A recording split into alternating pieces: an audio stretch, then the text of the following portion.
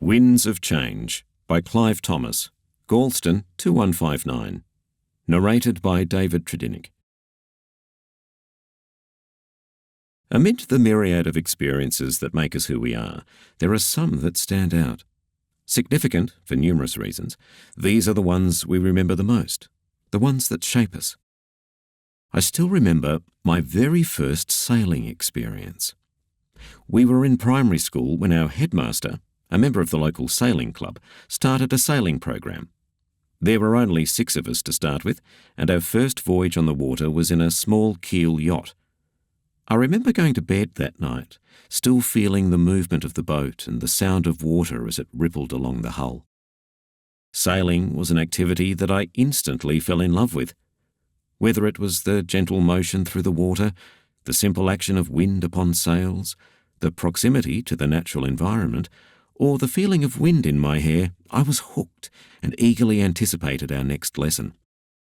Over consecutive weeks, we graduated to small sailing dinghies, steering and crewing by ourselves, watched on and encouraged by our headmaster in the powerboat.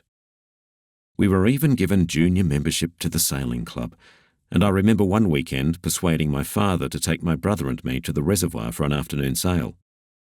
But the wind was already up. "It's a force 4, the sailing master said. "Are you sure you can handle it?" "Yes," I replied, not confident at all. I was just desperate to get out on the water. And all was going well for the first 30 minutes, but as we sailed closer to the mark and into the middle of the Saturday afternoon race, I thought it time to turn about. Going about in the strong wind proved difficult, but when we finally managed to turn, a sudden gust caught us, and over we went. We were wearing life jackets, and the water wasn't cold, but the sudden capsize unnerved me. It wasn't something we had practiced. Shortly after, the rescue boat arrived and towed us ignominiously back to the shore. I looked solemn, but inwardly I smiled. Another tale to tell. Years later, while at university, I spent a summer teaching sailing on Llangors Lake in Wales. I earned very little money, but had a thoroughly enjoyable time, and it was there that I became interested in the value of outdoor education. It was then that I came to realise that, apart from the fun and freedom of the sailboat, there were many other benefits. There was also plenty of excitement. One day, we were out on the lake, our dinghies filled to the gunwales with excited children, cheering to their friends on other boats, waving and smiling, oblivious to the incoming maelstrom. It happened very quickly.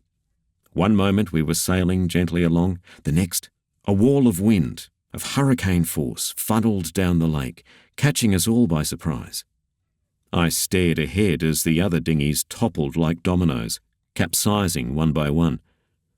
Fortunately, I realised what was happening and let fly the mainsail, then reached forward and released the jib sheet from the frozen hand of a child.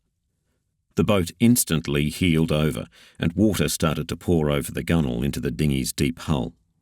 I leant with all my weight on the windward side, the sails loose and flapping, and somehow the dinghy remained upright. Then, just as quickly, the wind disappeared, leaving a trail of wet and soggy sailors in its wake. Checking that everyone was okay, I bailed out the water. Then a disappointed voice piped up, "Why didn't we get to capsize?" As I started my teacher training on England's south coast, I worked alongside a teacher who owned a yacht. On Wednesday afternoons, he took several of the senior students out sailing, teaching them how to sail and navigate. After joining them on several occasions, I realised that a small yacht is much like a classroom, and the lessons learned on board can be valuable life lessons. It wasn't just about the physics of wind and sail, but an opportunity for teamwork, communication, leadership, all in an environment that was challenging and very real. After finishing my course, I was fortunate enough to land a job as skipper on a yacht full of teenagers, sailing around the British Virgin Islands in the Caribbean. After only having ever endured British summers, I was heading to the Caribbean, a sailor's paradise and a dream come true. I was given the onerous responsibility of skippering a 50-foot yacht full of teenage boys. But, as is often the case, I was able to rise to the occasion and, in the company of more experienced staff, led my crew on an adventure of a lifetime. We sailed around Emerald Islands, surrounded by navy blue seas and clear blue skies, all in the legendary trade winds. Perfect sailing conditions. The sailing was one thing, but managing teenage boys, teaching them to live and work together for the month, was another thing altogether. But together we learned to navigate the mini-society that is a fully crewed yacht. And while it had its serious moments, it was also a lot of fun. It was a unique experience, and one that I've never forgotten. Nearing retirement, I still enjoy sailing, mostly on Sydney's glorious harbour.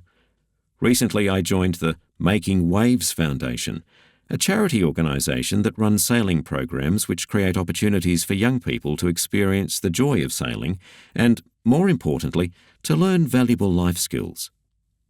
As a volunteer with MWF, I enjoy the opportunity to give back, to be making a difference in the lives of young people, and to enjoy the company and community of other like-minded people, old as we are. These fabulous experiences have provided so many enjoyable memories, but more than that, they have all contributed to the person I have become. They are what made me. The end.